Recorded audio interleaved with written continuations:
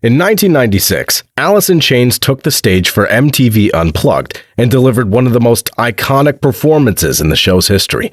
But what happened behind the scenes is something not many know. In this video, we'll reveal the shocking truth about what happened behind the cameras and how the band managed to pull off one of the greatest live performances of all time, how they prepared, and what challenges they faced that almost no one knows. So stay tuned to not miss out on anything shocking we have to tell you in this video, and don't forget to subscribe. Unplugged is like the rock and roll crown jewel from the legendary band Alice in Chains, and it dropped on July 30th, 1996, thanks to Columbia Records. On April 10, 1996, the Brooklyn Academy of Music's Majestic Theater and the MTV Unplugged cameras rolled. Joe Perrotta was the maestro behind the lens, and on May 28, 1996, it hit our TV screens like a thunderbolt. Before this Unplugged gig, Alice in Chains had been missing in action for about 2.5 years, recording their previous album, Alice in Chains, released in November 1995, was like pulling teeth. Staley's battle with heroin meant he missed a lot of sessions, and the band had drifted apart.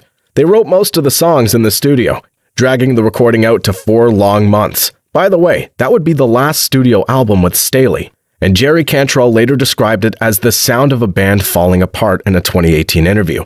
They didn't even hit the road to support the album, but the acoustic take on Over Now from their 1995 self-titled album was so darn good that it got its own spotlight as a single. They served up acoustic versions of their greatest hits and some deep cuts sprinkled with a dash of a brand new track called The Killer Is Me.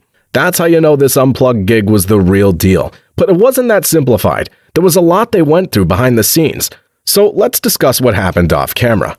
Lane Staley from Alice in Chains had a real gem of a show up his sleeve. He declared it the best they'd done in 3 years during their MTV Unplugged gig. Now, there's a funny moment when one of Staley's bandmates chimes in saying, "Lane, it's the only one. It's the only one we've done in 3 years." Staley just laughs and sticks to his guns. Well, it's still the best. Let's talk about rehearsals now. Rehearsals for the show were quite the roller coaster ride. Even though the actual performance was scheduled for New York, the preparations kicked off in Seattle, and it was anything but smooth sailing at first. Sean Kinney, one of the band members, shared with journalist Greg Prado that things weren't looking good initially. He emphasized that unless they made some serious changes, the band wouldn't be able to perform at their best. He recounted, "We can't even get through a week and a half without drama and scary stuff going on." It was around that time when he mentally prepared himself for the worst. Surprisingly, a similar pattern emerged during rehearsals for MTV Unplugged, where band members were frequently absent and very little practicing took place. However, when the actual performance day arrived, everything miraculously fell into place. This chaotic atmosphere during rehearsals wasn't lost on Coletti, who worked behind the scenes. He acknowledged that there was more happening backstage than he initially realized. One fortunate factor that played in the band's favor was the timing. Alice in Chains wasn't on tour then, which turned out to be a blessing. Many other bands that participated in MTV Unplugged were accustomed to performing in enormous stadiums and arenas. Adapting their show and set to fit a smaller venue for the Unplugged performance was often a challenging and time-consuming task. Alice in Chains, however, had the advantage of not having to scale down their act from larger venues, making the transition smoother. Rehearsals for the show started in Seattle, and it was a bumpy road at first. Coletti, responsible for overseeing the preparations, remembered flying to Seattle to meet the band and discuss the show's details. During this time, the band had brought in Scott Olson, a second guitarist who had also worked with Hart, to join their ranks. In early April, the band made their way to New York City to get ready for the big performance, which was set to take place on April 10, 1996, at the Brooklyn Academy of Music. As the show's date drew closer, the band had a last-minute request. They wanted to add lava lamps to the set. However, this posed a challenge because lava lamps need time to heat up and get flowing before they could be used. During the actual performance, some of the lava lamps didn't quite cooperate. In Coletti's words, they ended up looking grungy, fitting the band's style perfectly and adding to the overall aesthetic of the set. Surprisingly, this unexpected twist turned out to work in their favor, contributing to the unique atmosphere of the show.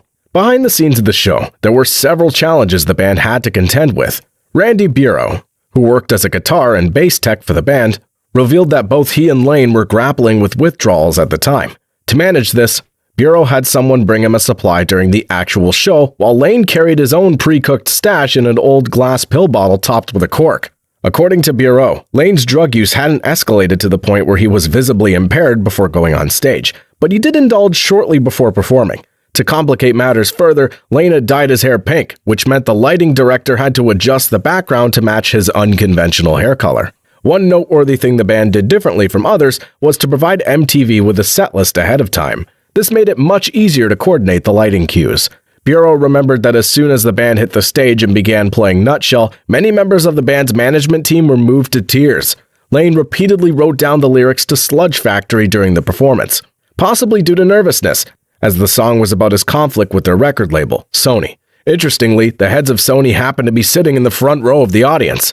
Between songs, there was a lot of playful banter with the audience, and even the band joined in, teasing Bureau by calling him an effing Frenchman. Looking back, Coletti singled out drummer Sean Kinney as the unsung hero of the show. He explained that unplugged performances hinge on the drummer's ability to adjust their playing.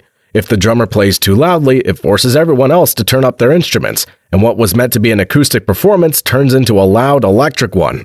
Kinney's skill in tempering his drumming was pivotal to the show's success. About 2 weeks after the show, the band received the first cut of their performance for review, and it left Lane Staley far from pleased. In an effort to address his concerns, Lane enlisted the help of the producer, Toby Wright, to watch the entire Unplugged set from start to finish. According to Alex Coletti, who was closely involved with the production, Lane believed that MTV had edited the performance in the most unfavorable way possible, making him look bad. Coletti took the feedback from Lane, and the band then set out to re-edit the performance to better align with their vision. It wasn't a straightforward process, though. Coletti recalled that Lane appeared to be half asleep or even nodded off at certain points during the viewing. However, just when it was Lane's turn to perform, he would snap back to attention.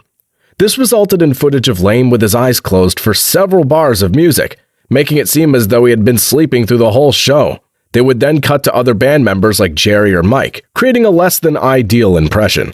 Producer Toby Wright diligently worked with MTV, providing them with a list of suggested changes based on Lane's and the band's feedback. It took some time, but eventually the corrections were made, and Lane approved the final edit of the performance. This collaborative effort ensured that the televised version of their MTV Unplugged show better represented the band's intentions and showcased their talent without any misleading moments of supposed slumber. The MTV Unplugged performance by Alice in Chains had some other more spicy, interesting, and memorable moments behind the scenes. Jerry Cantrell, one of the band members, had quite a challenging time during the show. He revealed that he had fallen ill due to food poisoning from a hot dog he had eaten just before the gig. Despite this, he soldiered on and gave his all during the performance. Mike Inez, the bassist, used his instrument to send a playful message to the members of Metallica, who were in the audience and had recently cut their hair short. He had the phrase, "Friends don't let friends get friends' haircuts," written on his bass. However, Inez and drummer Sean Kinney also paid tribute to Metallica by playing the intro to their hit song, Enter Sandman, just before launching into Sludge Factory. Jerry Cantrell continued the Metallica tribute before Angry Chair by playing the intro to Battery, and then transitioning into the Hee Haw song, Gloom, Despair, and Agony on Me. It's worth noting that this part was omitted from the CD version, but can be found on the VHS and DVD releases of the performance.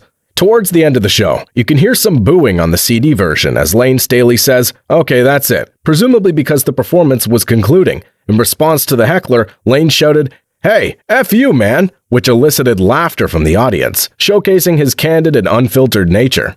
Jerry Cantrell shared that the band had considered playing songs like Love, Hate, Love, and We Die Young for the set, but decided against it due to time constraints.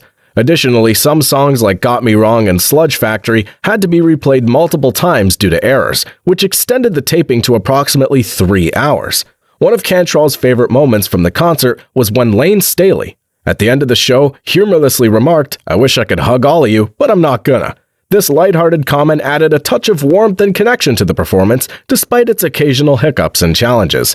With that said, let's give it a wrap. But before signing off, don't forget to subscribe to the channel and hit the like button. See you again with another exciting video.